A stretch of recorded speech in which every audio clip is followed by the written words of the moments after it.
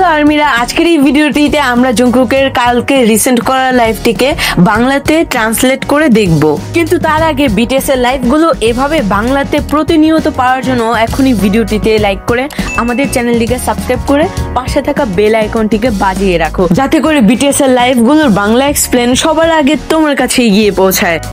तो यार शुरू करते हैं बिना किसी बकचोदी के। তো যাই হোক, সবার প্রথমেই লাইভে জংকুক বলে, বন্ধুরা তোমরা সবাই কেমন আছো। পরে জংকুক বলে, আমার ছুরিটা না খুঁজে পাচ্ছি না। মানে জংকুক যে রান্না করবে তার ছুরিটা সে খুঁজে পাচ্ছে না। ও, ছুরিটা কি এখানে? জংকুক বলছে, এখন আমার কি রান্না করা উচিত? আমার তো কিছুই মাথায় আসছে না।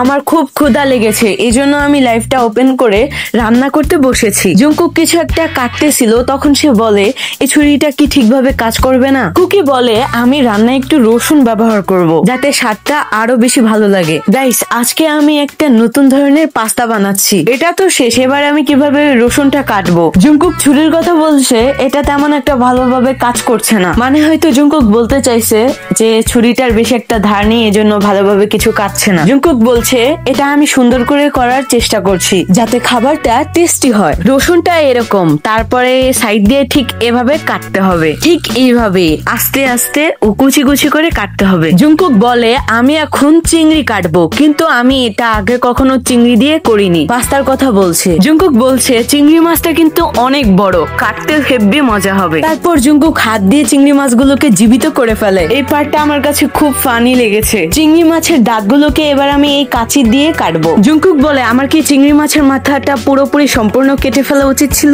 এটা ঠিক আছে, চিংড়ি মাছটাকে পরে জলপাই তেলের মধ্যে দিয়ে দিতে হবে। এখন আমি চিংড়ি মাছ ও পাস্তাটা চড়াবো। চলো সুস্বাদু খাবার বানানো যাক।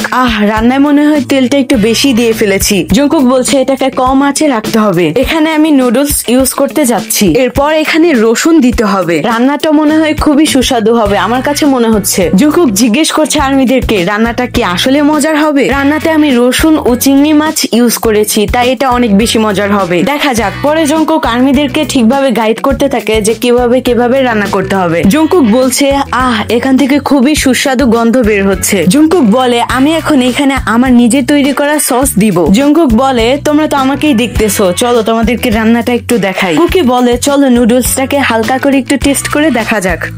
এটা খেতে খুবই সুস্বাদু। নুডলসটাকে কিছুটা এমন ভাবে রেডি করতে হবে। পরে জংকুক খেতে খেতে আর্মিদের কিছু কমেন্ট গুলো পড়ে। যেহেতু সে রান্না করতে বিজি ছিল, তাই কারো কমেন্ট তেমন ভাবে পড়তে পারেনি।